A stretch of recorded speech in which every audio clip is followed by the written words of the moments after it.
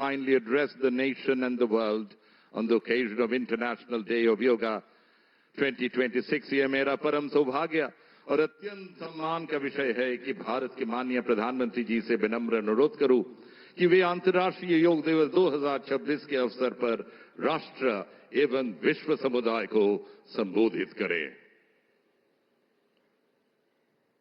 मंच पर विराजमान राज्यपाल श्री RN रवि जी, ऊर्जावान मुख्यमंत्री शुभेंदु अधिकारी जी, केंद्र में मेरे सहयोगी प्रताप राव जाधव जी, अन्य सभी महानुभाव, यहां कोलकाता में जुटे सभी प्रतिभागी, देश विदेश में योग से जुड़ रहे सभी साथी और मेरे प्यारे देशवासियों, 21 जून का ये दिन पृथ्वी के कुछ भूभाग पर साल में सबसे लंबी अवधि का दिन होता है और अंतर्राष्ट्रीय योग दिवस के कारण 21 जून का ये दिन विश्व के सबसे बड़े सामूहिक उत्सव का दिन भी बन गया है। विश्व के अलग अलग हिस्सों से योग की एक से एक अद्भुत तस्वीरें आ रही हैं। भारत में हिमालय से लेकर हिंद महासागर तक, पूर्वोत्तर और पूरब में बंगाल से लेकर पश्चिम में सौराष्ट्र तक पूरा देश योग की ऊर्जा से, चैतन्य से भरा हुआ नजर आ रहा है।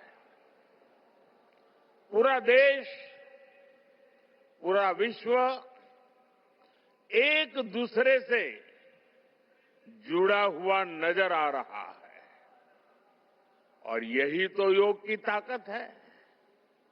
योग सबको जोड़ता है, योग सबको साथ लाता है। मैं इस अवसर पर पूरे विश्व को,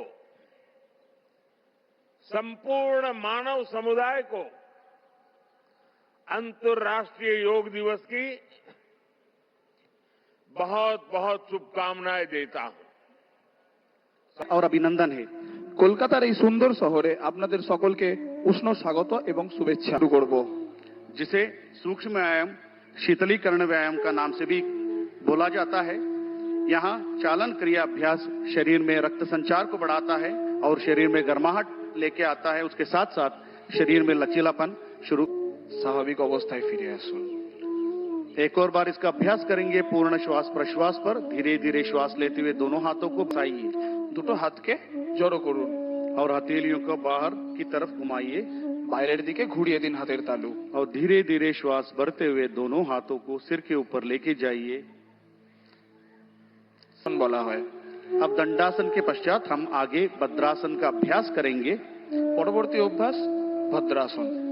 जिसको भी घुटने में दर्द है, ऑस्टियो आर्थराइटिस है, रोमेटॉइड आर्थराइटिस है, घुटने का सर्जरी हुआ है, ऐसे व्यक्ति सावधानी के साथ इसका अभ्यास करना है और धीरे धीरे श्वास भरते हुए सिर और गर्दन और छाती को और पैरों को आगे की तरफ कीजिए।